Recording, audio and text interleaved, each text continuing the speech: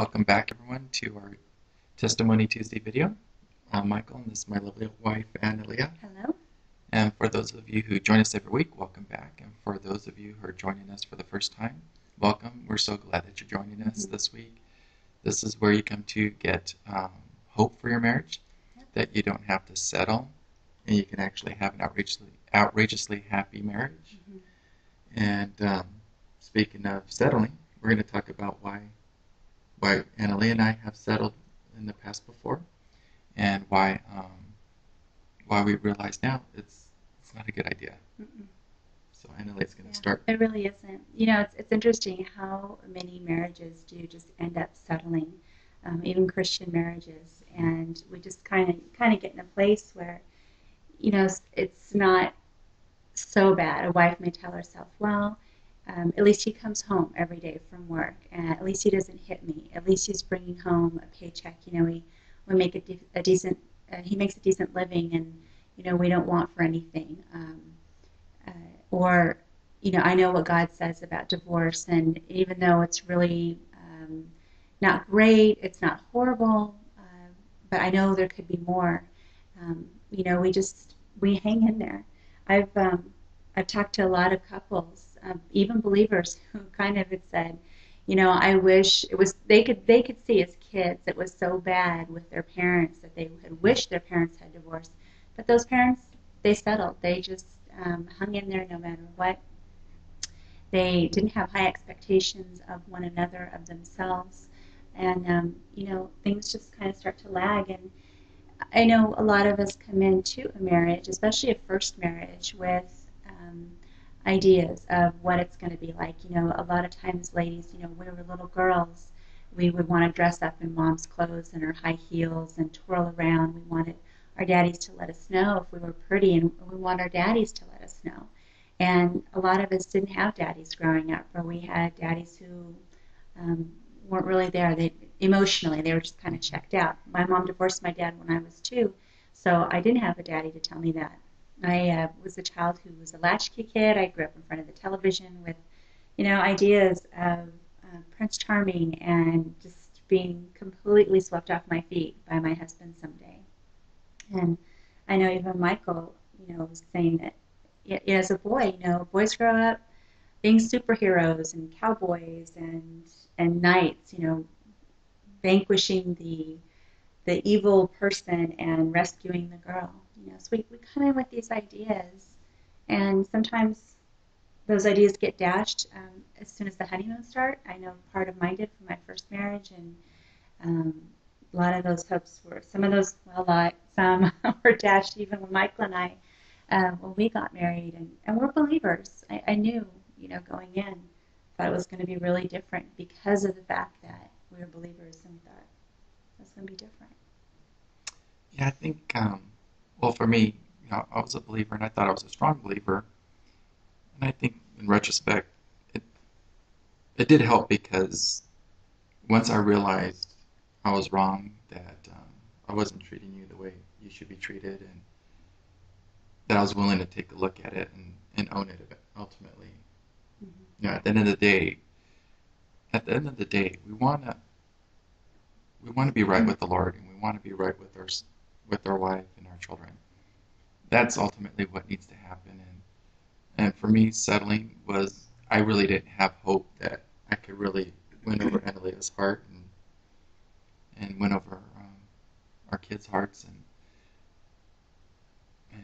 it was just so much easier for me to either settle, which we did for as long as we could tolerate. You know, we settled for 5 years? Yeah, about that. And it was 5 years of not just settling. In the midst of it, it was nothing short of you know, Chaos. Chaos. You know, a Category 4 hurricane. Yeah, you know? Hopelessness and frustration, and just thinking, is this what it's going to be?